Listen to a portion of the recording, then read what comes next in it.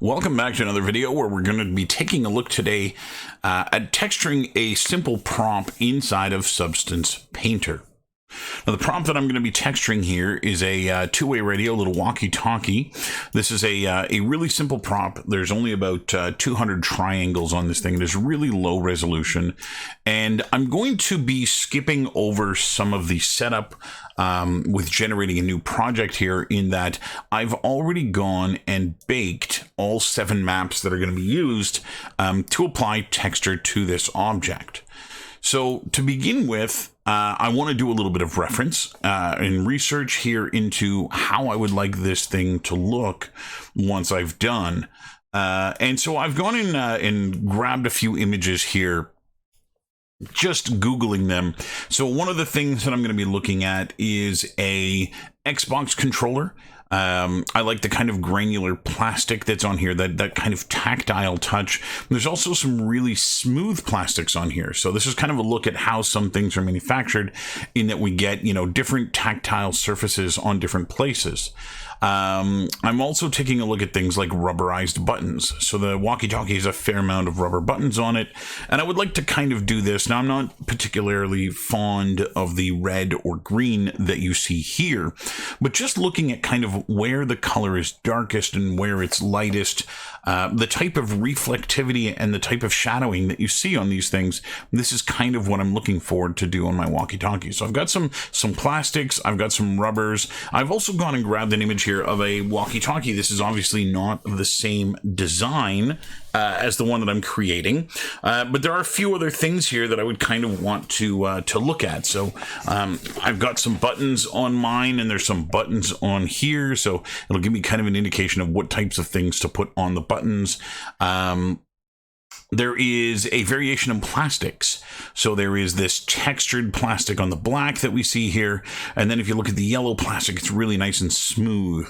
There's also a really nice indication of screen here, in that we have this complete layout of what the little device should have. So things like signal strength and battery, the high-low indicator, the channel that it's on. So there's a bunch of things here that we can actually use as a means of kind of setting this thing up. One of the other things that I'm really interested in on this image, the Motorola. So this is a Motorola brand walkie-talkie, and you can see that they've actually got that Motorola emblem embossed in the plastic of the aerial. So I'm going to do that as well. I'm going to set up a couple of different things here in order to make sure that I can kind of do this. So I'm going to keep this window open, but I'm going to keep it off screen on monitor 2. So I am going to be kind of shifting back and forth between these 3 images as I texture this thing. Now, in terms of coloring, I don't just want this to be black like the Xbox controller. I also don't want to go with the Motorola very bright yellow, but maybe I'll set this thing up so that I can actually manipulate its color after the fact. So we can make variants of this, and variations are things that are really, really helpful in a game. They have a very big payoff for users, but they're not very complicated for developers. And so you are able to make, a certain number of variants of an asset, and all of a sudden becomes something that users are interested in personalizing. And it's one of those things that has a very short turnaround time for a developer to do. So that's what I'm going to be doing. I'm going to keep this guy off screen here as I kind of plug away. And I'm going to begin by going and kind of setting up some of the normals here. So as I mentioned, I've got all of my normals baked already from the high poly, but there's a few things that I didn't actually bake that are a part of the design of this object that I would like to go and place in here. So these are things like the emblem that I would like to emboss on the very front of the aerial here, kind of where the Motorola one was. And I would like to do on the top here, there's also supposed to be a headphone jack emblem. So this is a little rubber cover that fills in the headphone jack, so that we don't end up with any kind of dirt or schmutz getting inside the headphone jack here. And so that's what I would like to do, is get to a point where I can kind of put those things in there without really too much worry or too much issue. So let's go take a look at how I'm going to do that. So the first thing that I want to do is go into my layers, and I'm going to create a new paint layer. And this paint layer really is just going to be in the height channel. I really do want to limit this to a singular channel so that I'm able to reuse this in a very clever way down the road. So what I want to do is I want to have a company logo that I can boss in here. Now, I'm not going to use a real company logo because that will have implications. If I were to put this into a game and I were to have an actual proper brand on here, I could get in trouble and I can get this taken down. And so what I'm going to do is I'm going to pop into Photoshop here, and I'm just going to make myself a really quick logo. It doesn't have to be something crazy or ornate. So let's go to new, and I'm going to make this a 512 by 512. I want this to be a square image. Anything that we bring into Painter should be square. If we're not doing something square, then it's going to get skewed in Painter when you want to use it. Now, I'm going to fill this image here with black because I want my image to be white on black. And as I said, I'm really just going to be doing something rather simple as a logo. I don't want to kind of overcomplicate things. The Motorola logo is just kind of a stylized M inside of a circle. And so I think that's kind of what I'm going to do here, is I'm going to give myself a kind of stylized logo here. So I would like it to be pressed in with something written on top. So I'm going to do this in layers. I'm going to go find the center of my canvas. I'll start by doing that circle, as that's kind of the easiest thing to do. So I'm going to go in and create a gradient. I'll do this with the radial gradient. And I'm just going to go into the basic gradients for now, which is going to use my front and back color. And then we're going to go and edit this gradient. So the way that this works is that this is going to start at the center and move its way to the outside. And so the outside I still want to be black here. And the white is where this thing is going to be as pressed in as it goes. And so what I'm going to do is I'm just going to give this thing a little bit more white so that we have a tiny little gradient here. And what that should do is if I click at the center of my canvas, and I'm just going to hold shift here to bring it out, it's going to give me kind of this radial circle here that has a fade at the end. So what this will do when I get it into the software is that this black area is not going to touch my model, but the gradient here is going to give it a slight slope down into a flattened surface at the bottom. So that's a start. That's the beginning of my logo. And then I'm just going to put my Turner made letters on here. And so I will go in and grab, let's see, font that I want to use. And I'll just go and make this. Let's make sure that our font's going to be black. And I'm going to go place my font kind of, we'll do it top and bottom. So actually, let's do it side by side. I'll do this right in the center. And I'm just going to hit capital T, capital M. This is going to be my Turner made, or maybe I actually do have enough room for Turner made. Now, I would like this to be centered. And let's go and center our text. And then I'm just going to bring up the size of it here until it better fills my circle. Or something a little bit like that. And I might want to put, maybe a lightning bolt or something across here. Just the font on its own tends to be a little on the boring side. But I'm going to leave it like this. This is not exactly what I want. I'm rasterizing my text. This is going to allow me to just take the Turner portion and drop it down a little bit. And I'm going to take the made portion and I'm going to bring this up a little bit, just so that they're a little more inside the circle here. And I'm going to save this as a PNG. So I'm going to go File, Save As, and I'm just going to throw this on my desktop here. Again, we're going to save this as a PNG for use in the software, and I'm going to call this logo. So now I have an emblem or an image here that I can use inside of the software. I would need to do this for essentially everything that I would want to have inside of the software, and that's going to include a headphone jack logo.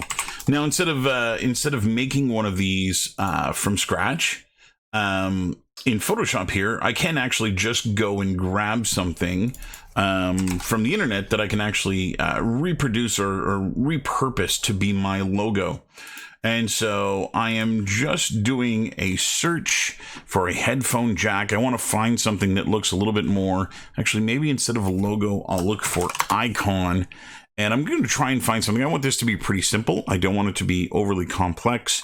I just want it to be something that'll allow the users to realize that this is a headphone jack. You know, something kind of in this vein here. Let's go and copy this one and go into Photoshop here, and we're going to repurpose this image as well. Let's just hold Alt here to scale this up like that. And I'm just going to go to my levels here again to make sure that this is reading the way that I want it to. And I'm going to invert it so that it's white on black. And I will go and save this as a PNG as well. So this is PNG, and we'll call it headphones. There we go. So I would do this for everything that I need. Right now, I don't need really anything else for this Walkie Talkie. I'm going to be pretty pleased with what I have. I'm going to go and close this browser here, and let's look at how we import images for our own use inside of Painter here. So I'm going to open a File Explorer. And I'm just going to go to my desktop where I've placed those images. And what I'm going to do is I'm just going to find one of the ones that I want, and I'm going to drag it directly into the shelf here at the bottom. So click and drag, and when I let it go, the Import Resources menu will open. I need to tell it which type of resource this is, and this is an alpha, a black and white image for the use of sticking it on the end of a brush.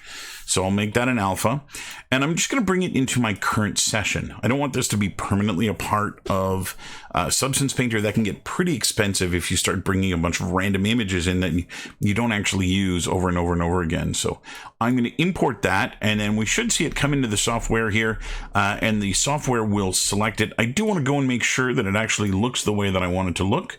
Here it is here. And I can see that it does indeed look exactly as I intended. So now we're going to go and do the other one, which is my logo. And I'll drag that in here. And this too is going to be an alpha for the current session. And then again, I can go and double check that that actually did come in. It was called logo. These are in alphabetical. So there it is there. And again, I see my logo kind of exactly the way that I intended it to look. So that's beautiful. I can actually now go begin the process of stamping these things in the model. Now, the reason I'm doing this first is that anything you stamp into your model and anything that has been baked into your model will work in different ways when you paint. So if I were to go and apply dirt to this model and put it in all the crevices, the dirt is going to ignore my painted maps, anything that I've painted onto the surface. But anything that is baked, it will apply dirt to those crevices. So I do want to make these things kind of act the same. And as a result, I want to do this level of work first. To begin with, I'll use my logo here. I'm going to drag this onto my alpha brush. And again, I'm only painting in height, and I'm going to maximize the depth here. So height, and I'm at -1. And all I want to do is I just want to go and put this logo in places where I would like it to be. So at the very top of the aerial here, I'll put one in the front and one in the back. And again, this is going to appear a little bit stronger than I want, but that's kind of what I'm after. I want to go as strong as I can. I'm going to put one right here too. And this is giving me the effect that I was after, in that I am getting that sort of slight bevel at the beginning with then the logo appearing in the middle. So that's where I'm going to put my logos. The other thing I needed to create here was the headphone jack. And so I'm just going to go and find that, drag that onto my alpha, and go look at the top of the walkie here, where I'm going to go and place this in the middle of this rubber stamp. I'm just going to try and line this up a little bit better, or something like that. So that's a little bit of an indicator that that's where I would like that to go. And so, yeah, that's kind of the end of it. There is a light bulb that's supposed to be here as well. Now, one of the things that you can do if you don't want to go and Photoshop these images here is that you can actually use whatever exists inside of the software to kind of make your own, provided they do have what it is that you're after. So, for instance, I'm going to take the partial circle and I'm going to increase the perimeter so it's actually all the way around. And I'll go and click this on there. We'll go and grab a box. Let's see what we find here. Maybe let's try this box. So this is a box with some stripes on it, some diagonal stripes. And I was just going to see, no, that's not going to work. Not the way that I wanted to. So let's go and do just some stripes. And let's rotate this so that I'm doing it on a 90-degree angle here. Come on, 90. I'll let go of my button. So there's 90 degrees, and I'm gonna actually use this here as though it were the let me turn the flow back up, as though it were the bottom of the light bulb icon. So this is meant to be these screw bits here. So I'm gonna pull the height down. No, we're gonna pull the height up. I'm gonna bring the brush size down. We're going to reduce the number of stripes because I want this to be pretty simple. And I can go and put that in there. And then I just want something to indicate that there's a filament in here. And so let's go and see. I know it's rather ironic that they would do something like a filament inside of the bulb when in actuality it's an LED light that is on the surface. But nonetheless, that's what I'm after here. Maybe I'll use this little rounded box. And let's try and put that in there. And then, yeah, there. So we've now got a light bulb icon for the side. Again, this is a little bit simpler than bringing stuff into Photoshop and creating the exact icon that you want. But again, you're kind of limited to what you can create with these images here. Now, that's really all that I want on this thing in terms of that. Now, again, I went and made these things in terms of their depth a lot stronger than I wanted them to be in the end. And so I'm going to go into my layers here and I'm going to drop down to the height layer, and I can kind of adjust this until these are the depth that I want them to be. So I'm just really bringing this down. That's at 20. There's at 11, and that actually looks a little bit closer to what I would want with the embossing on this thing. It's not overly deep. It blends very well with the rest of the normals that are on here, and so that's going to read a little bit better. Now you can do this with any detail that you want. Again, I'm just doing a Walkie Talkie here, and you could do this with, you know, a vehicle or a character or what have you. Essentially, what this is things that you just did not bother making in your high poly that you want to treat as high poly here. I'm going to go and rename this layer Additional Normals. Now, I know it's a height map that I've actually created here, but I'm going to be treating it as normals. And so that's what I'm going to go and name it. Now, the other thing that's really important is that I want other layers that I'm going to be creating to access this layer. So to do that, I'm going to right click on the layer and I'm going to add an anchor point. Now, the anchor point is something that the other layers can go and say, hey, take the information from this layer and give it to me up here. And so that's what we're going to do. We're going to put an anchor here, and then once we create dirt, we're going to say, oh, by the way, in the dirt, go and reference that anchor. So with that done, I'm now free to start creating most of the materials here that I want to place on this object. So these are the things that we looked at, like the Xbox black granular controller plastic and the Motorola, that shiny yellow plastic you get in the front. And so there are kind of a few different places on this where I want some different materials to appear. And that's what I'm going to go and play with now. I'm going to go and start placing those materials in different places here. So the first one I'm going to do is that granular black plastic. I'm going to do this as a fill layer.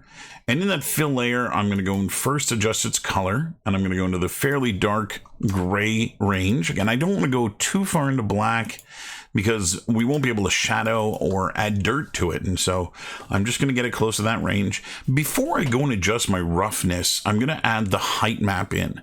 The reason for that is that the roughness can actually make it look like that granular plastic is already there, which is not what I want. And so I'm going to do just the height first. I'm going to do a search in here for spots, and I'll use the black and white spots. And right out of the gate, I'm just going to randomize the seed a couple of times just so I don't get the same values as anyone else using black and white spots. I'll play around with my scale until I get to the point where I'm only just barely noticing that there's repetition in this thing. And I may even go and give it an offset in rotation. We're going to go and switch this to a triplanar projection here as well to ensure that we're not getting any distortion from our UVs, but we're just getting a very uniform projection of this texture. Now, it's way too strong as it looks now, so we are going to go and tone this down. I'm going to head into my height, and I'm going to bring this all the way down to something like 1. Now, I can't put decimal points in here, and so 1 is as small as this can get, but it's not actually as small as I want it. So we're going to use a trick here down the road to go and tweak that. But this gives me the ability to now kind of really set the scale now that I can see the strength here. And so I'm going to go something about like that. We're going to rename this black plastic. And I'm going to now further adjust the height of this thing. So at the moment, I'm at 1, and I can't put 0.5 in, and 0 is going to be gone. But it's still too strong at 1. So one of the things that you could do to manipulate this number further is to create a folder. Place that layer in that folder, rename the folder black plastic, and now I have a percentage of 1% that I can adjust.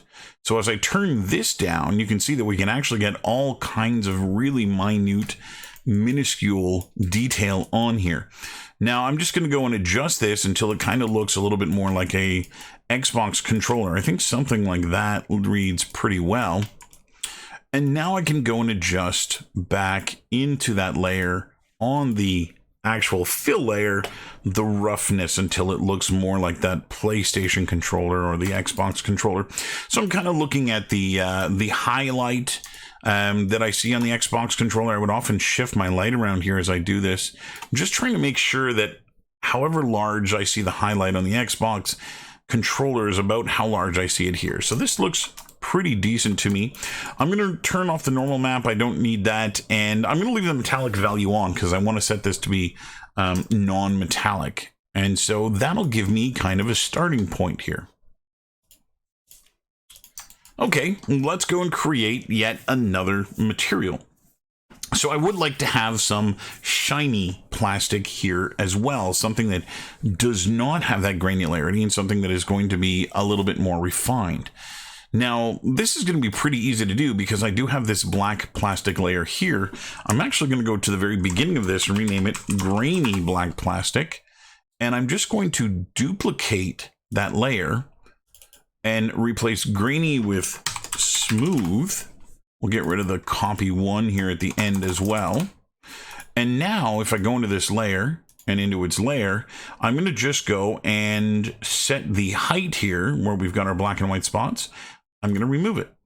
Now this is going to give me a completely smooth version of that black plastic. Now if you look at this, you can still see that nothing, well, you can see that nothing has changed.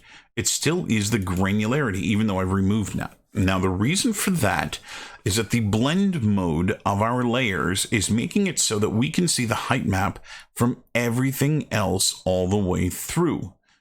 And that's not what we want. So what I'm going to do here is I'm going to go into my layer and I'm going to go and adjust. Let's switch this to our height map layers. And I actually can take this directly out of that folder. I can go and grab the folder that it was once a part of, and we can remove that.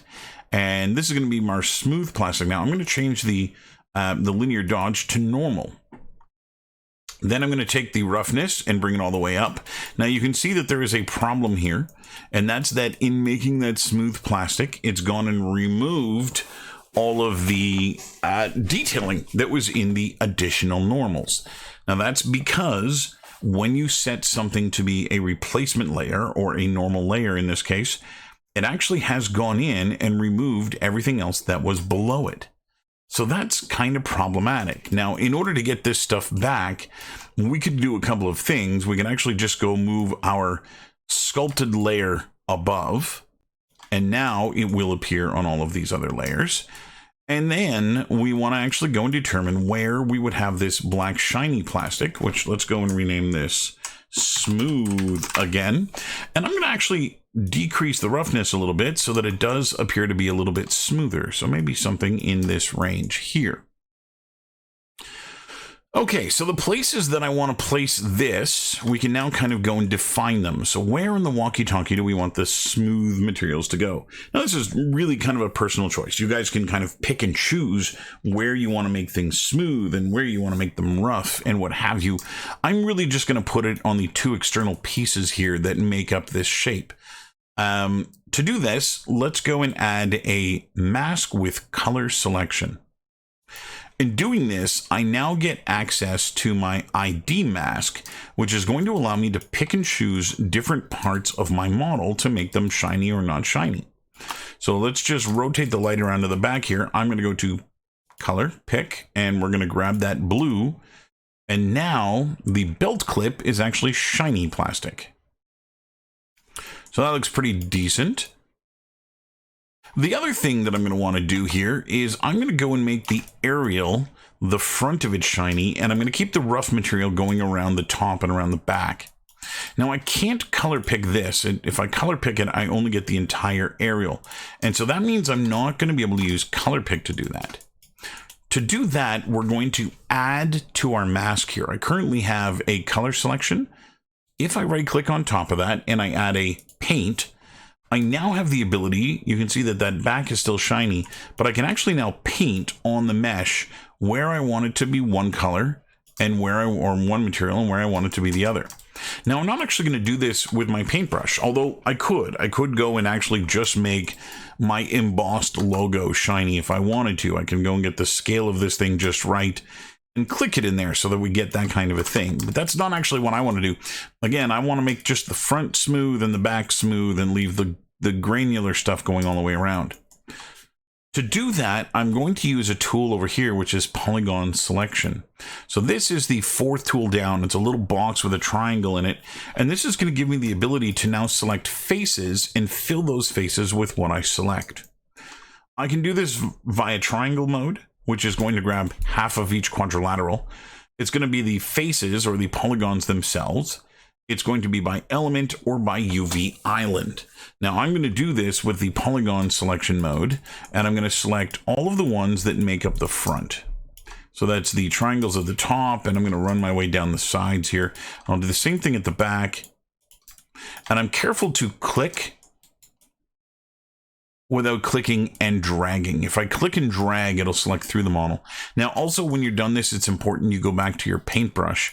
And now if we go take a look at this, we can see that that is doing kind of exactly what I wanted. I want that smooth front, smooth back, and I have this kind of granular texture that goes all the way around. Excellent. So there we have two separate types of materials here now on this object. We do have some more that we still have to build. So let's go and make some more of these things. Now this one I can put above, actually let's put it below here as well, because I'm going to be using this here. I'm going to make the rubber, the little rubber buttons now. So the first thing I'm going to do is add a new fill layer, and right out of the gate, I'm going to go and rename it rubber buttons. And I'm going to switch this back to my color layer. Not that that matters. It's just something that I'm kind of in the habit of doing here. It allows me to very quickly at a glance see which colors, right? This one being gray identifies the gray value that I've put here. And I can see that there's a darker value in here. So once I get colored buttons on here, I will see that color here. Whereas the height map is actually just all grayscale and everything. So it's going to make things a little bit harder. So base color, we've got our rubber buttons here. Let's go and give this a value. So I'm going to remove the normal. I don't want that. I'm going to remove the height map. I don't actually want that. Actually, no, we're going to keep the height on because I do want to remove the height from the areas here where it shouldn't be. Okay, so that's going to be that. Let's go and set up the colors that we want now. I'm going to be using the colors from my computer case here. I've got a desktop beside me, and I kind of like the color scheme that it's using, so I'm going to use that color scheme, just kind of borrowing from what's around me. I'm going to go into my rubber buttons here, and I'm going to go and grab the color that I want them to be. We're going to go a fairly saturated color, and not red, but orange. And so I'm going to grab something kind of in a nice orange color, something like that. Okay, so that's what color I want the buttons to be. In terms of the roughness, being that this is rubber, I'm going to increase that value until it reads a little bit more like the rubber. Something like that looks pretty good. Again, it's applying itself to the entirety of the phone, but I'm not really concerned about that. We want to make sure that it is overwriting that bump map that's here, or that granular noise we put in. So in my height layer, I will change the blending mode to normal so that it overwrites what's there. We'll go back to base color. Okay, so far so good. I want to put in a little bit of the variation in height color here. So as the rubber in these buttons gets a little bit thinner, it seems to get a little bit brighter. So I'm going to add another fill layer to this, and we're going to rename this rubber highlight.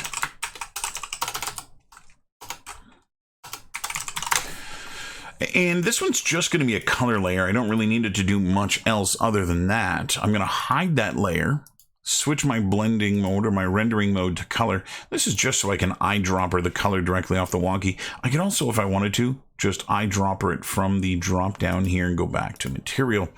That's because this eyedropper, if you see how this works, it'll actually use the shading that you see. So a hot spot will come up as brighter and a shadow will show up as darker. So I do want to actually use the exact color from the original button here.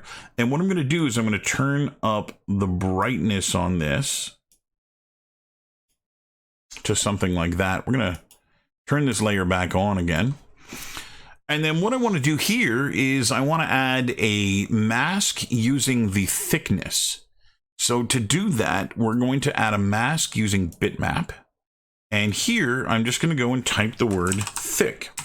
And our thickness map that was baked should show up. So I'm going to go and put this on, and I can see right out of the gate that it is having some effect here. It's not exactly what I'm after. So what I'm going to do is I'm going to put a levels on this in order to go and tweak the levels so that the buttons look the way that I want them to look. So first, I can increase the contrast here, and I can see that this is starting to give me some effect. I think I actually need it to be inverted.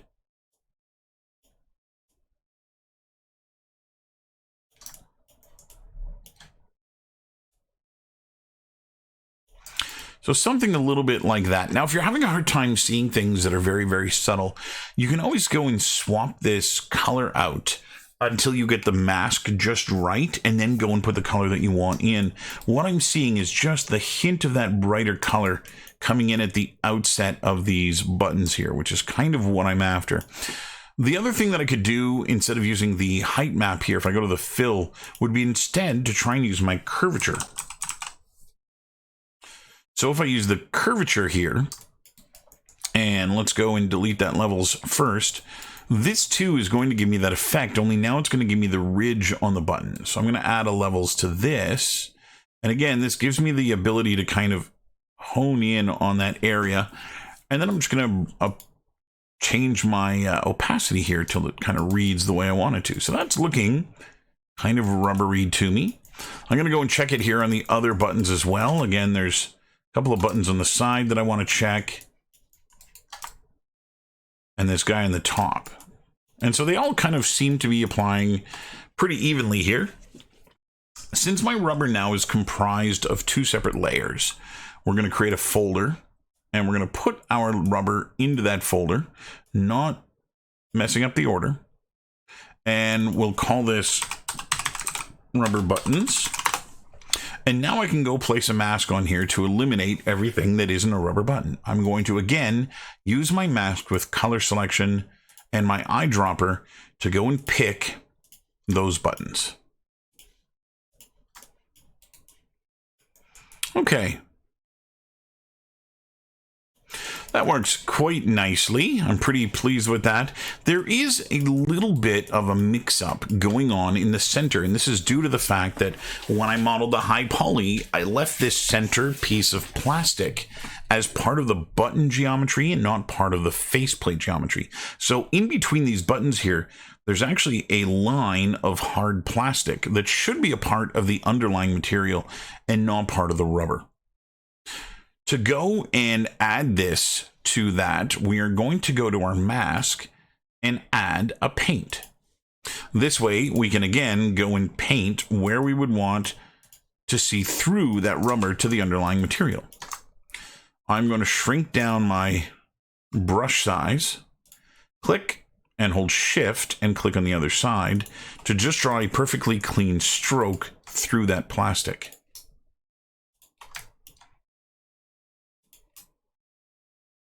So here too, this one's a little curved, so I'm going to need to try and get this a little bit more accurate. It's going to require a few more clicks as I go through, but there. So now that plastic is no longer a part of the buttons. Now, I do constantly like to look at this. I kind of envision this as being on the hip of a hero in a game. And so I do kind of keep looking at this at a smaller scale to see how it's reading. And again, this is why I like having that high contrast between the black plastic and the bright orange buttons, as it does tend to read a little bit better at that scale. Okay, there are two more types of plastic that I need to do on this, and they are the textured plastic of the faceplate here, as well as the inset that exists on the front and back face of this thing. So those two things need to be a different plastic. I'm going to do them in two different ways. First, I'm going to deal with the color that exists on this face here. Now I need to choose what that color is going to be, but this is going to exist on the grainy plastic. So that's what layer we're looking at here. That's what that layer is. And what I want to do is I just want to change the color of that, make it look like it was painted or something of that nature. To do that, I'm going to go into that folder that I created, and there's my fill layer. And what I'm going to do is I'm going to right click and add a paint to that fill layer. What I want to paint, and I'm just going to go back to my brushes and choose just my default basic brush again. I'm going to go in and paint not the height map, but the color map. And now if I paint a color, the plastic in that area will become the color that I select.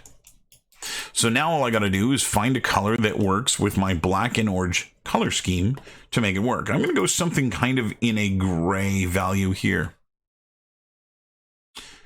With this, I'm going to go and paint in 2D instead of 3D. Now, the reason for that is that it's going to be pretty hard to kind of get this to line up exactly the way that I want. But in my UVs, if I go to my 2D render, this actually is a fairly straight and straightforward piece of geometry here. So what I'm going to do is I'm going to bring my brush up to about the right size of this object here. And I'm going to get it as far in as I can go before the slope changes. And then holding Control and Shift, I'll just click and click. Now I'm getting a little bit of wobbling going on along the outer edge. This is because my brush currently in its settings has the spacing at 15. So every 15 pixels, it draws another circle. So I'm going to undo and bring my spacing down as far as I can get it. In this case, it's at 5 pixels. And again, I'll do the same stroke here. So find a place where I can get this. Click, Control Shift click, and go all the way to the end. I'm going to rotate my light so I can see the other side, and I'll do the same thing here. Click, Control Shift, and click all the way at the end. Now you do have to be careful when doing this. You can see that I have painted that stroke on the aerial. The reason that has happened is that I have inside of my alignment setting on my brush, it's currently set to tangent wrap, which means my brush is acting as a sphere in 3D. So as I get nearest this piece here and I paint, that paint job is actually going to be going up the aerial. To prevent that from happening, I'm going to undo that second stroke here, and I'm going to change the alignment to UV alignment. This is going to make my brush behave as it would in Photoshop, meaning it can't jump to somewhere else in the UVs.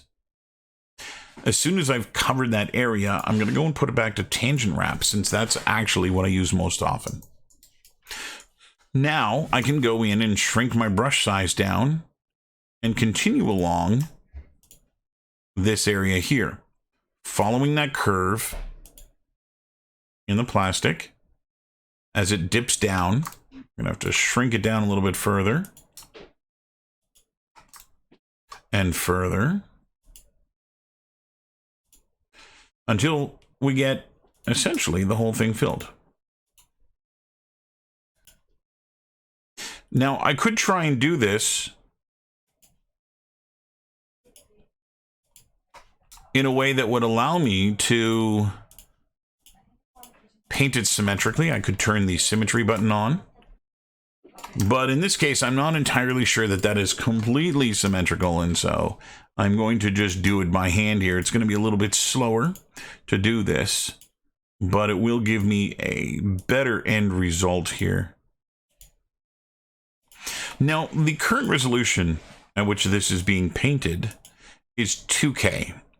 And 2K is overkill if this actually was a prop on a player's belt. And so that means that I would probably need to res this down in order to make it work a little bit better in game as a prop. But I do want to keep that high resolution here. I'm working at 2K currently. If I go to my texture settings, here's my resolution. I'm currently at 2K, and that is going to look really good as this asset looks on its own, but it's not going to be useful in game. And so it is something that I need to really pay attention to. I might want to drop this down to 256 to see what this actually would look like in game. And again, if I go and put this down at about the size you would see it on a player's belt, that does still read fairly well. But again, in case you want to see it on a table or part of a menu or something that, maybe it's part of your UI and your player can take this out and press some buttons and things, I'm going to want to make sure that it does read properly at a higher level of resolution. The next thing that I want to do is, now that I've got that gray painted in here, and I'm liking the way that that looks. Again, it's a little bit of a breakup in the color here and kind of emphasizes that shape a little bit more. So the next thing I'm going to do is the final area of different material here, which is the faceplate. And this is going to be a pretty smooth faceplate where the screen is, and then it's going to have a very particular texture here that looks something along the lines of bricks. So again, I'm going to go into maybe just my top folder here. We're going to make sure all these folders are minimized, and I'm going to add a new fill layer above that. And this will be called, I'll just call it faceplate, as that kind of does signify what this is going to be. And again, the first thing that I want to do is go and adjust my color. So I'm in my base color layer here, and maybe what I want to do is go and pick that gray color. Now I can't actually see it, and I can't select it from its layer because it was a paint layer. So what I'm going to do is go to my base color rendering mode, and now I can eyedropper that color. Then we can turn this back on and switch back over to the material. This too is meant to be a smooth material, so I'm going to go to my height and change from linear dodge to normal so that it replaces, again, the height map that's there. Again, this is nothing to worry about. We are going to be able to mask this out so that we get that plastic and that granular texture back everywhere else. But the next thing that I want to do is I want to go and align its height or make its height map. So I'm going to be using a generator for this. I'm going to click on the word height, and I'm going to go into the search here, and I'm going to type in brick, since that's what I'm after. And I'm going to go and use this beveled brick look. And this is way too big. I'm going to bring the scale down, and that's going to work a little bit better. We're going to switch our projection from UV to triplanar. That's going to remove any distortion in the UVs. We're going to go into the settings of the bricks here, and I think I would like the bricks to be half as wide as there are, or half as tall as they are wide. And then we'll go into our histogram position, and I'm just going to make them a little bit bigger. And that's not too bad like that. I think I'm just going to go and adjust my size here a little bit further, make them a little bit smaller. Maybe something in that range. Now I know it looks really bizarre and not kind of the thing that you're expecting to see on a surface like this. But I think this is going to help make that faceplate read a little bit better. And more important, it's going to make the screen stand out as being something that looks different. So this is kind of where I want to go with this. I'm going to bring the roughness down a little bit. I would like this to be shinier.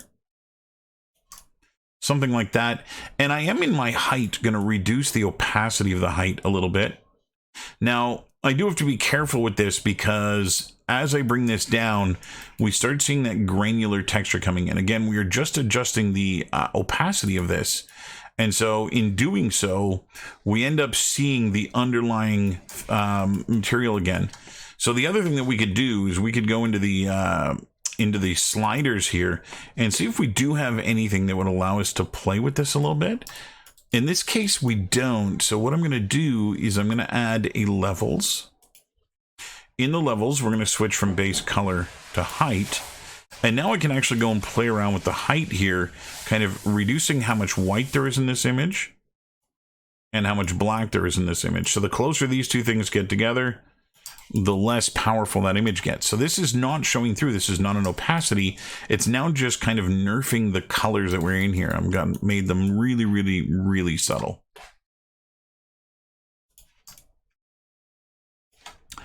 Let's go and add a color selection map and go and pick on our color selection area. And you can see that we now have that kind of unified color between these two areas, which looks pretty decent. And with that, we can start working on the screen. I'm going to place the screen above the faceplate, and I'm going to add this as a paint layer. And let's go play around with what we're going to be doing in our paint layer. So first, I do want to add color, and I do want to add height, which is going to be a value of -1 here. I might actually just go put this back to 0. This is going to allow me, when I click on this layer, if I were to actually, let's undo that and set this to normal. Once I click, it is going to remove what you see of the brick and give us the smooth from the screen.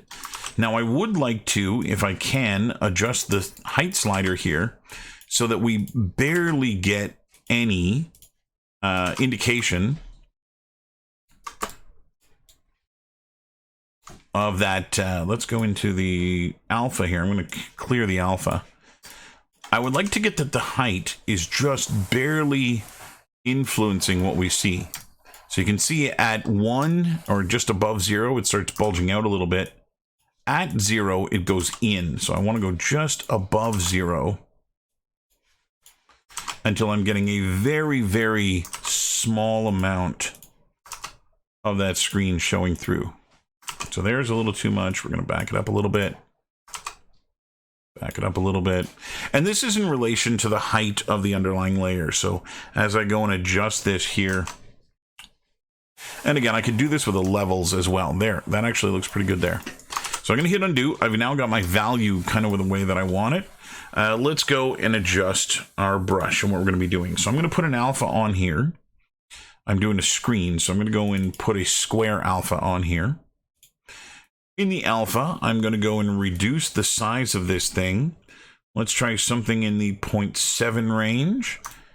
I'll bring this up as big as I want the screen to be. And that's not too bad like that. Let's go a little bit larger. Okay, I like that. I'm going to go into my color now. And I don't want this to be the same gray. We're actually going to go down into a darker black. And I'm going to bring the roughness and I'm going to zero out the roughness. So what this is going to do when I paint a stroke now is make a really bright and shiny black square in the middle of that material. So this is kind of the glass and frame around that area, which is kind of what we want. The next thing that I want to do is I want to paint the screen area inside of this.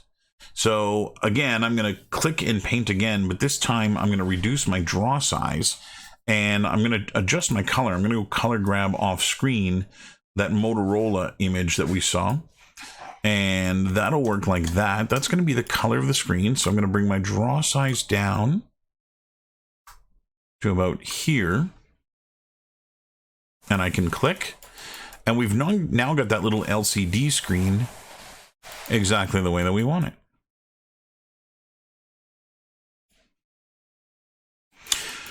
Okay, the next thing that I want to do is go and put some of the writing and information that's supposed to be on this screen. So this is going to be where we go and start using some of the icons and iconography here that exists on the alpha menu to go and create some of the things that we want to see on screen. So first, I'm going to be using a font because we need writing to be on screen. And one of the fonts that is the closest to what we get here, the closest to what we want, is this font here. This is a segment 14 font, and I'm going to use that. I'm just going to change its color back to black again, and you can see that this will give us the impression of a proper LCD screen here being used. So the first thing that I want to do is go into my alpha, and let's choose what this is going to say. I'm going to put this on channel 9, and we'll go and make that fairly big. Channel 9 should be kind of the biggest thing that we see here. And then I'm going to go down into the bottom, and we'll go and put another number. I'm going to put 8, 10, 12. That's my kid's birthday. We'll go and shrink that down, and I'll put that kind of down here. Okay, that's working pretty well. Let's also go and add, I think that's really all I want for text. I think actually, let's go put the hi written in here. I'm going to put that just right there. So the other things that I want to put, I need a battery indicator. Now, I don't have a battery indicator in all of the alphas that exist here. So just like I did with the light bulb icon, I'm going to need to go and make my own battery indicator. Now, I want this to be a fairly prominent portion of the screen because I don't want this thing to die on me. So I'm going to go back to this this rounded filled little rectangle here that's called band half rounded, and I'm going to turn the band off so that I get just this empty rounded shell. I'm going to go and rotate it 90 degrees so I can line it up with how I want it to appear on the UI. I'm going to put it about here, and then I'm going to go and look for a let's see if we can find a rounded rectangle. There's this guy. I'm going to go and turn the hardness up on this so that it's not faded. And I can go and put the top on the battery here, a little positive end. The only other thing that I want to do now is go and line this up and fill the battery a fair amount. Now, if I was doing this for a game where the battery could actually deplete on this and you would lose power and thus the ability to use this item, then I would be doing this in Engine. I would just be leaving this screen flat green like this, and all of this stuff would actually be done, would all be done in Engine. I would do it dynamically. And so I'm not going to bother doing it dynamically. I'm going to leave it just like this. And again, I do want to kind of keep zooming out to see what this would look like at the right scale. And again, that reads really well at that level. Let's zoom in again. Let's give it an indication that those headphones aren't being used. We can use a little bit of the headphone icon here. And I'll go and place the headphones here. And then if I go and look, there actually is a crossed out circle here somewhere that we can use that is kind of a do not proceed. There it is there. Signal forbidden. And so I'm going to bring this up a little bit. And let's go to the rotation of this. I'm going to rotate it 180. Because I like it going the other way. That's not 180.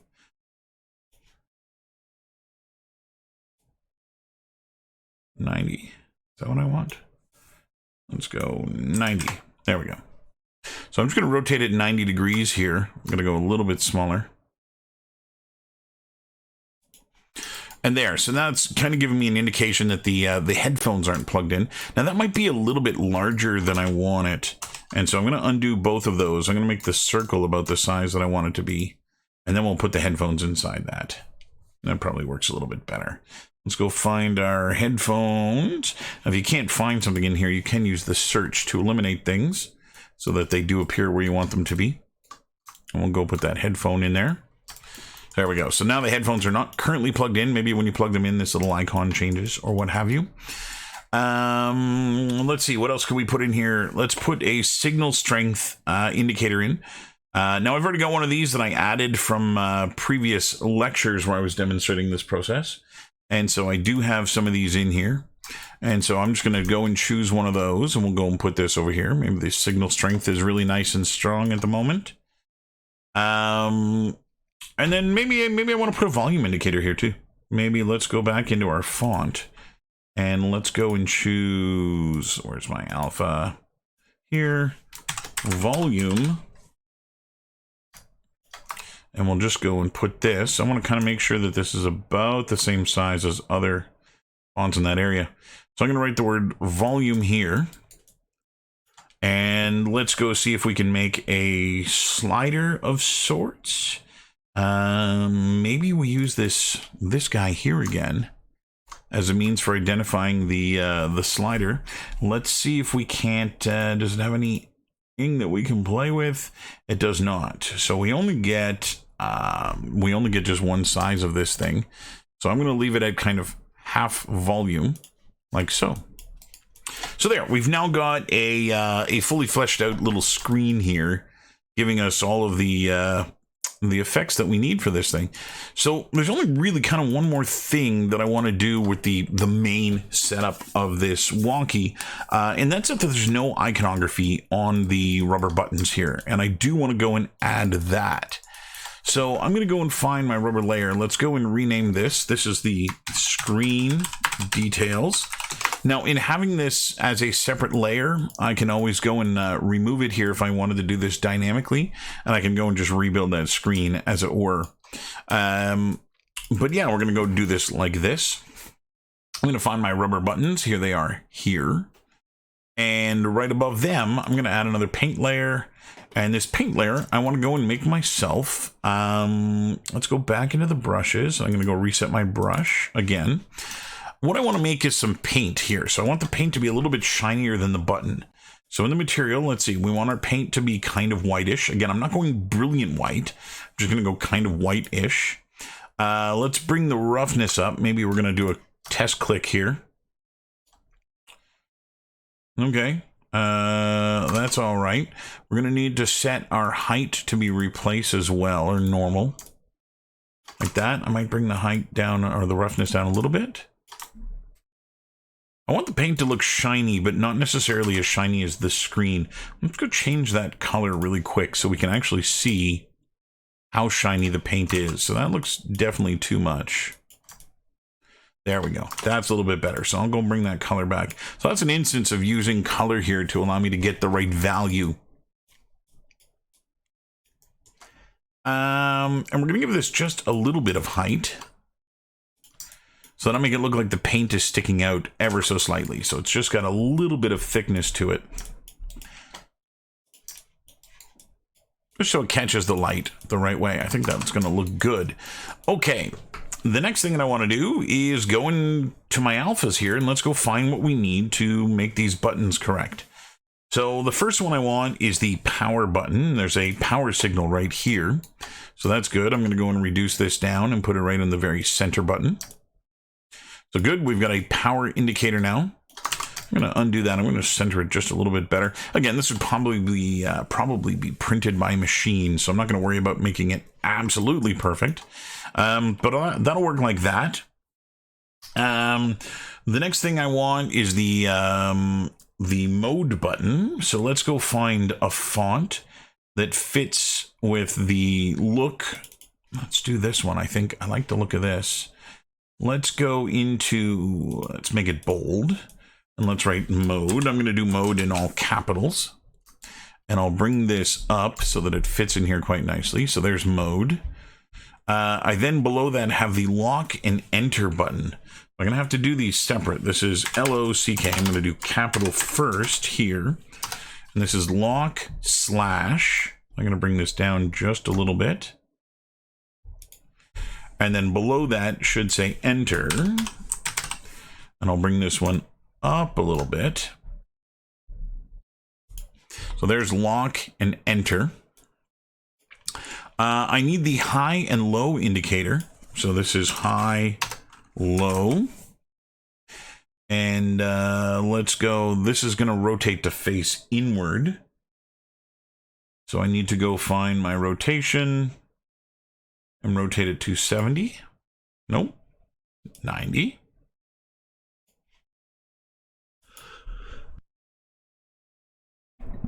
Okay, so there's enter. Apparently I've turned on symmetry. Let's turn that off. Enter. And below that, we have our channel selection. So we're going to go into here and type channel. I'm going to keep the font the exact same size and put it right there. We'll then switch this to, say, volume. And we'll set this to 270. And we'll try and match the position of the channel here on this side. Like that. And then finally the call button to call other radios in the area, which I'll go in place over here. Like that. Okay, so I now kind of have all of the iconography on this thing in order to make it read the right way. The only real thing left to do now is to make it look more realistic, to make it look more detailed. We're going to go and rename this button icon like so. So now we have button icon. And now we can actually go and start making this look realistic. So now that we've got kind of our base materials on here and we can see kind of what this thing is kind of going to look like in the end, we can now start adjusting it, giving it properties of making it look real. So I don't want this to look like a walkie-talkie directly off an assembly line. You know, I want this to look more like the end result of a walkie-talkie that's been used a couple of years. You know, this shouldn't be a brand spanking new one that they just peeled the cellophane off. It should actually have a little bit of wear and tear on it. So that's my next goal here, is to kind of reach that point. Before I do that, I'm just kind of looking at my little spots here in my grainy plastic, and I don't think I'm liking them. I'm going to go and increase their value here a little bit.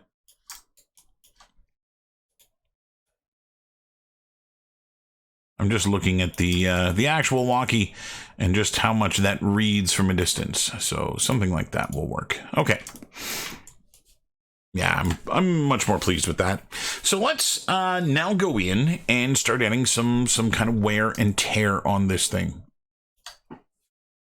So let's start with the screen, and that's probably going to be one of the easiest things to do.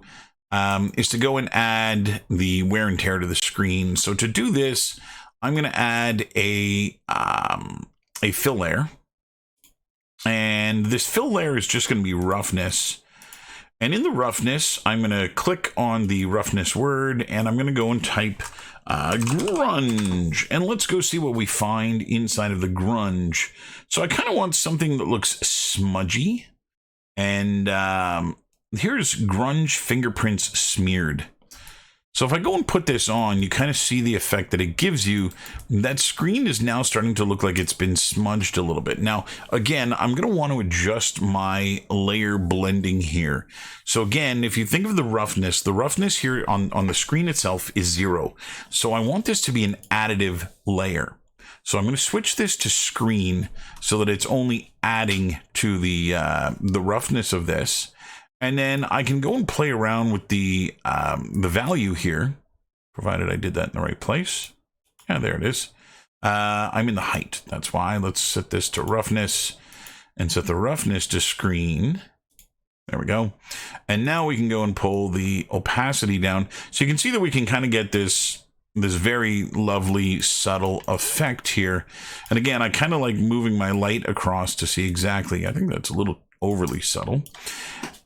And then I'm going to go into the scale here, and I can kind of pull this down until it reads a little bit better. And as usual, I'm going to go and just make sure that we're getting a decent kind of effect here on this. So I want to make sure the fingerprint smudges don't get too small, right? Because that won't read correctly. And so something like that. I may even just go give this kind of a random rotation so that we don't end up with a very distinctive pattern. But that'll just make that part look a little bit more real. Now, what I'm going to need to do with this is to actually go and mask this sucker out so that we're only just seeing this on the screen here. So I'm going to make a white mask. And on that white mask, I'm going to go and paint. And I'm going to paint in black. And I just want to kind of remove everything else here that isn't that screen. And I might want to do this in 2D here. And again, if I'm going to be painting in 2D, I'm going to switch to the UV mode of painting here. And I'm just going to go and remove essentially everything else from this so that we don't get that smudging effect on anywhere but the screen area. So we can go and paint out like that. And for the front face here, it might actually make a little bit more sense to do this in 2D, or sorry, rather do this in 3D. Because again, I'll be able to make my brush make a little bit more sense here.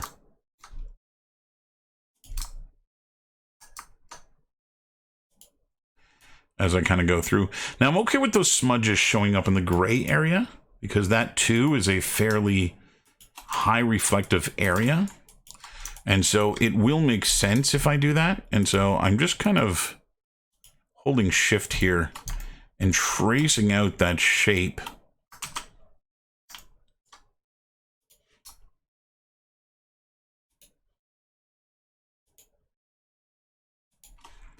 Like so.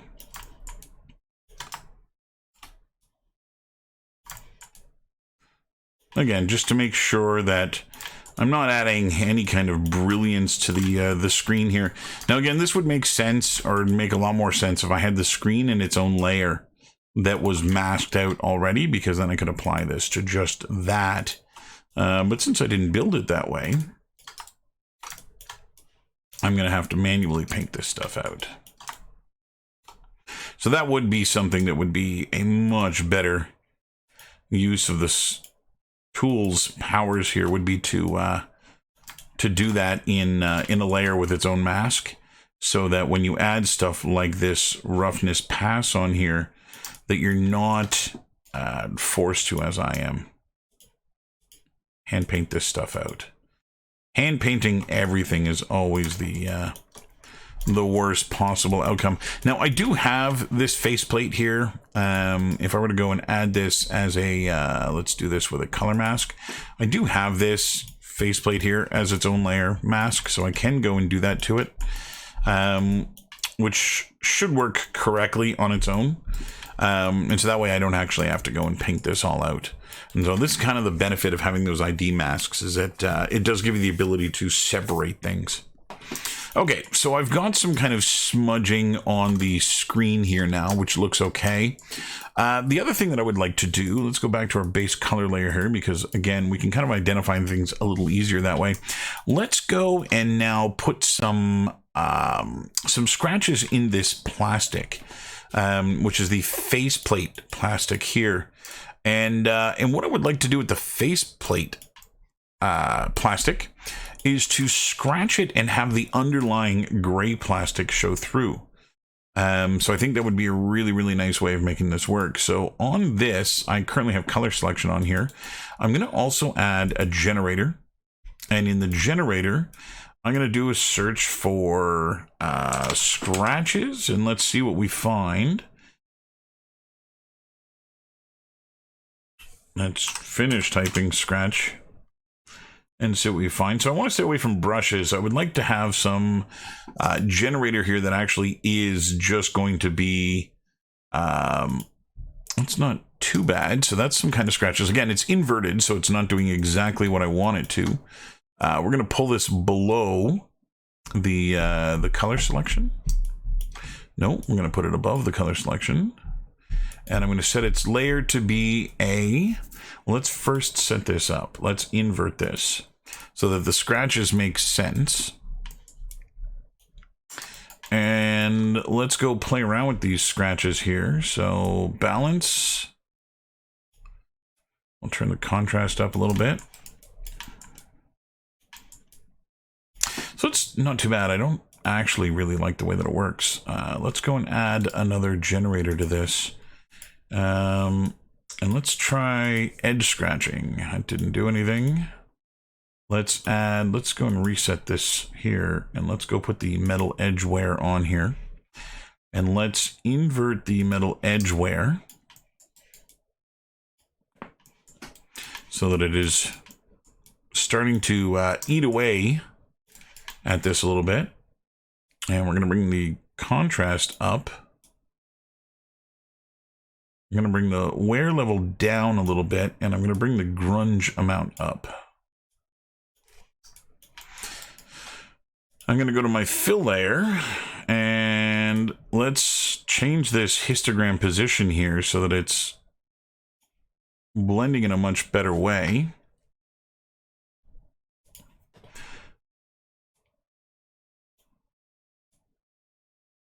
What I would like to do is I would like to get it so that there's very little difference here between the height of these two areas.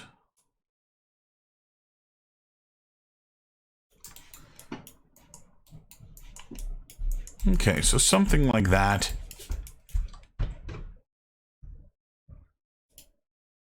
And then we're going to add a...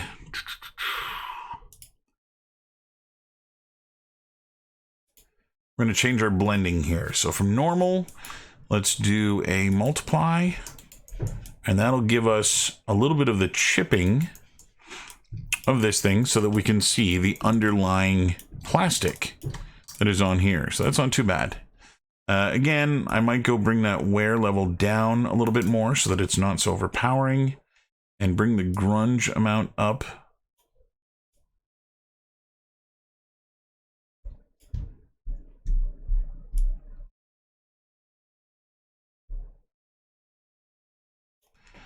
Something like that. Let's turn that back off.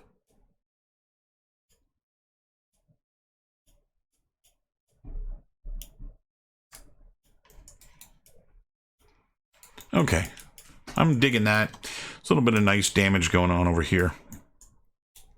Okay, so the next thing that I want to do is also add some kind of wear to the textured plastic. So it too, where it gets rubbed on the surfaces here, where these corners get rubbed often, we're going to end up with a smooth plastic in between. And so that's what I kind of want to do here is I want to add a smooth version of this, a version of this black plastic that doesn't have that grain texture, and then make a layer between them. So let's go and do that. I'm going to take this black plastic here and duplicate it. In the duplicate, we're going to remove the height information. So let's go to our height and clear it. We're going to make sure that this height is also set to be a normal at 100% so that it becomes smooth. And then I'm also going to lighten the color just a little bit. So in here, take the value up just a couple of notches. Then we can add a black mask to this. On the black mask, we'll add a generator. Where's my generator? And then on the generator, we'll add some edge damages. So again, it's a really, really subtle effect, but we're getting this kind of just slight wear down on the plastic where, you know, it's been thrown in a backpack a couple of times, and that has resulted in some of that texture being buffed off or rubbed off. I might even go and just pull that color up a little bit more. Okay.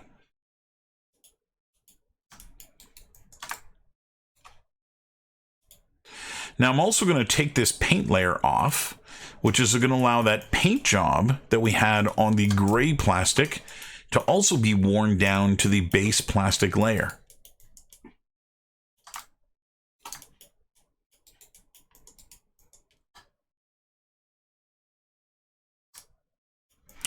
Excellent. I'm really liking the way that that's looking.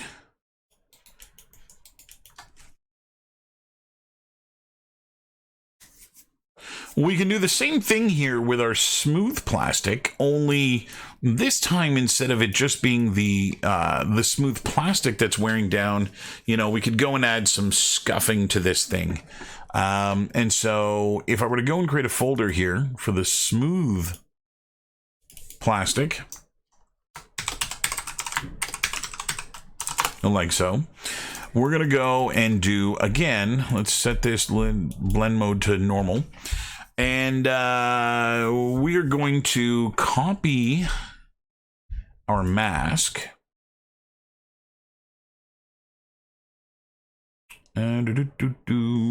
Copy mask.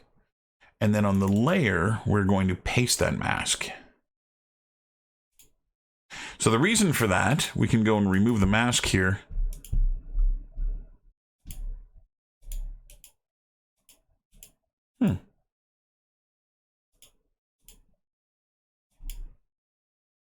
Oh, we've got our height set to normal. That's right. Our roughness, is that broken?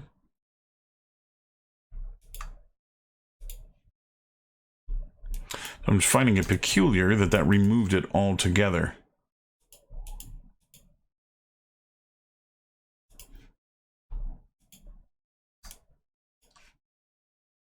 That's on white.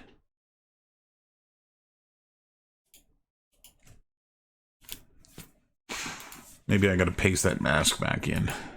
There we go. Okay. So what I'm going to do now that this thing has a mask, is I'm going to go and add a scuffed plastic. So we're going to add a new fill layer.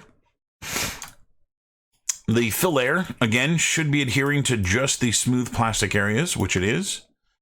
And in that fill, all I'm really going to add is color and rough. So the color, we're going to go fairly dark. And the rough, I'm going to go and add some grunge. So I probably don't want the smudgy kind that we put on the screen here, because this is going to be a slightly different type of scuffing that we get here, something like this. Now again, this is overkill and far stronger than we want it to be. So what I'm going to do is I'm going to go into our roughness, and I can tone down the opacity of that roughness. Again, so we get something that just looks like a little bit of wear and tear on this. So not too bad. I am going to go and randomize that seed a couple of times. Until I get something that I like. Doesn't seem to be moving at all. Let's go into the base color here too. Yeah, I think that base color is fine. So there. So we've got a fair amount of wear and tear on this. I think the only other thing that I would like to add wear and tear to is the buttons here as well, the rubber buttons. So I want some of the buttons to get buffed a little bit, wherever they end up getting touched. I think it would be nice to have that kind of scuff a little bit. So I'm going to go into the roughness here, and I'm just going to tie this directly to that brighter color. And I'm just going to bring it down a little bit. It doesn't have to be crazy different. I don't need this to be high contrast, but just enough that it catches the light in a slightly different way.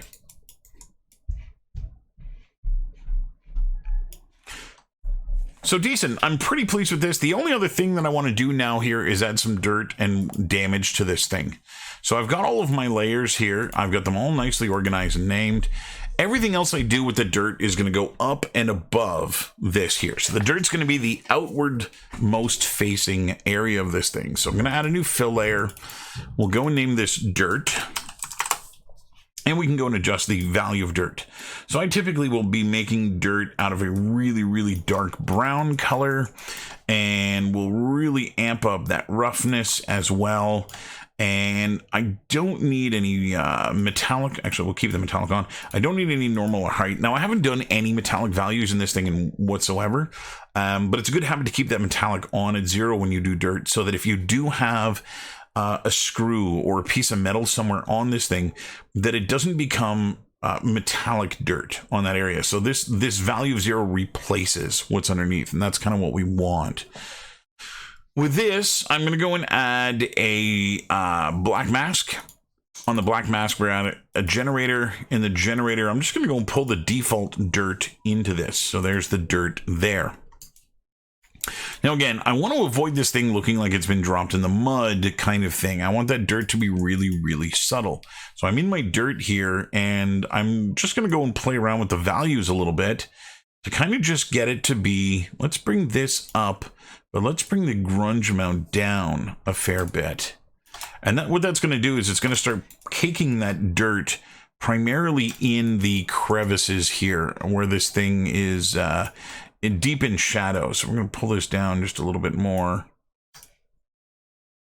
I don't need it to be overpowering in that area. I'm going to go up like this, but then what I'm going to do is turn that base color value down so that it's just slightly darkening it. Just not too bad. I may go back and tweak that that shiny plastic here again. Let's go to its roughness. It still feels a little overpowering to me.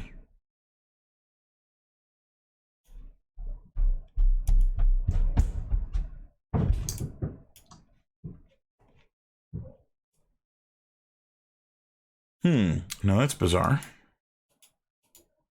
Oh, it's getting scuff from somewhere else. Okay, so that's good. We'll leave it like that then.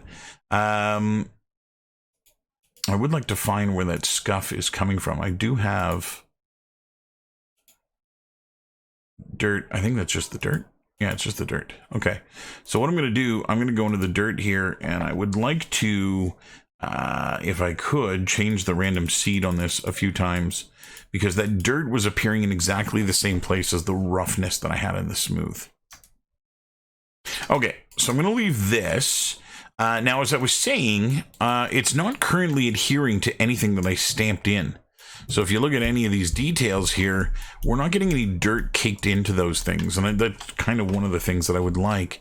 So in my dirt, where I'm using the generator dirt, I'm going to go down to the area where it says micro height. And I'm going to turn that on.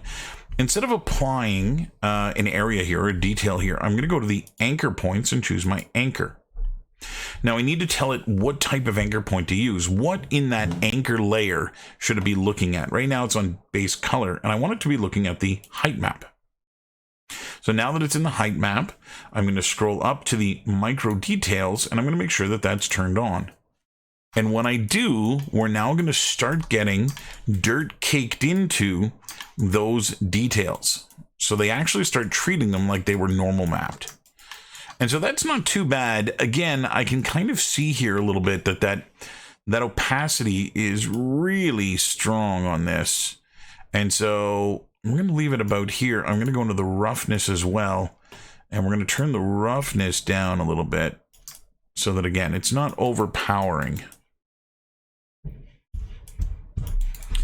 So I'm pleased with that. That's starting to look pretty decent. The next thing that I'm going to do is I'm going to go and add a slight bit of dust to this. So I'll add another fill layer, and we'll call this dust. And we can go and again adjust this to be dust. So I don't need the normal or the height here. The dust is just going to be this kind of off yellow color. So I'm going to kind of go in a kind of tan yellowish version of white. I'm going to bring the roughness way up. I'm going to make sure that the height here is also set to a normal so that the dust is smooth in texture.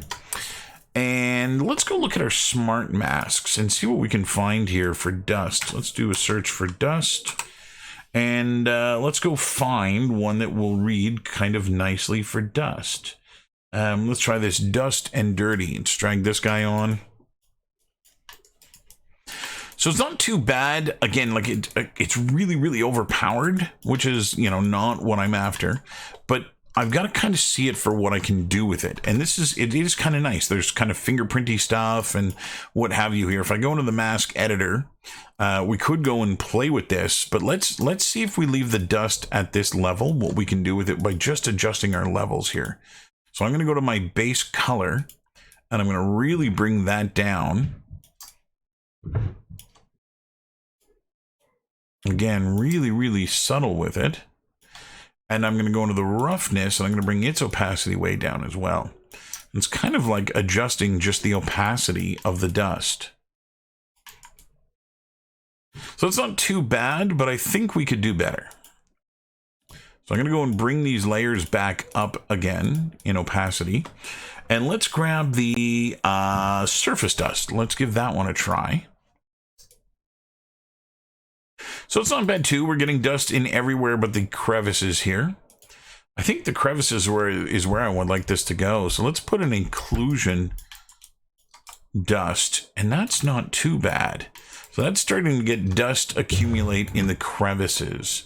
So let's go see what we can do with this here. I'm going to go to the actual dust mask here, and I'm going to bring up the grunge amount. And we'll play with the grunge scale until it's, you know, a little bit more subtle. Let's pull that amount down. Let's really pull the contrast down here too. So that's not too bad. Again, it's overpowered right now. We're definitely gonna tweak this. Let's use our anchor point as well. So anchor, height, and then go into the micros and make sure that that's enabled. That's going to put dust in our logos, as well as inside the headphone jack and inside of the little guy here, the light jack, the light plug. So let's go now and pull this down again. So let's go and pull that opacity down so that, again, it's just a slight thing here. We're at 32. It still looks overly strong. There's 15, and that's starting to read a little bit better to me. Let's go into its roughness and also tank that a fair amount. And yeah, that's not too bad. So we're just starting to get it to read here in places where we get logos and things like that. And so again, I kind of want to reduce this down to player hip size. But also, you know, picture this thing being on a table somewhere where a player could go and interact with it, or even having it full screen, right, where they can interact with the buttons and what have you.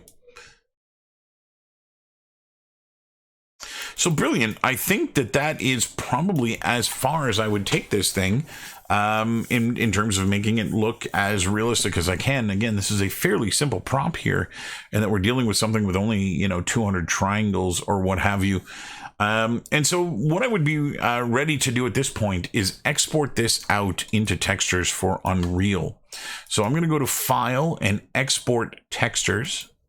And then I'm just going to go and select the proper preset here so that I can go and spit this out the way that I want. So the out template is what I want. And we're going to scroll down to Unreal Engine 4 Packed and choose that. This is going to spit out PNG, which is what I'm after. And then I would go and set my folder. Once that's done, I can hit the export button, and this thing is then going to be good to go. Now, in terms of making variations of this, once you get to this point where you want to give your user the ability to customize this, we can go into any of the areas where we've added color, and we can go and manipulate those. So, for instance, I have in here my button color, which is really the only place that this thing is really drawing any color. I could go and affect this orange and make it any other color. I can make it, browner. I can make it more blue. I could do anything with it. I would need to adjust the brightness color here, the other color as well, to reference that. Now we could set this up as an anchor point as well, so that as you adjust the color of this one, an HSL will take advantage of the values between these things and make a proper highlight. But this gives me the ability to go and make kind of any color button that I want here on this.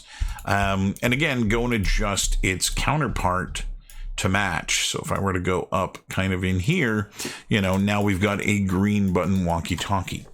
Now, you got to be careful doing that in an engine. Too many textures will bog down the engine. So if you wanted to do this in the engine proper, if you wanted to do this with a way of giving users the ability to customize their walkie, then that's real easy. What we would be doing is we would just be going gray on this. I'm going to go somewhere in kind of the middle range gray here, almost 50%. And in the highlight, I would be going near white with this. What this is going to do is it's going to give me a black and white image that can be multiplied against any color, and I would be exporting this mask. Okay, so we would export mask to file.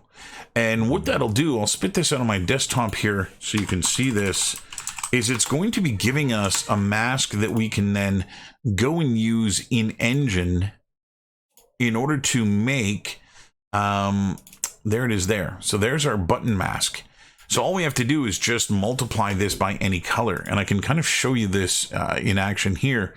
I'm going to go to image and mode, and we'll set this to be a, we're going to set this to be a RGB color. And again, I don't have any of the grayscale areas here. This is just the mask itself. But if I were to go and put another layer below this and set this one to be a multiply, whatever color I put in this, why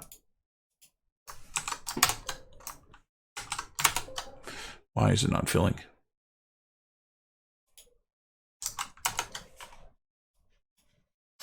Okay, let's try the paint bucket. My shortcut for fill is not there.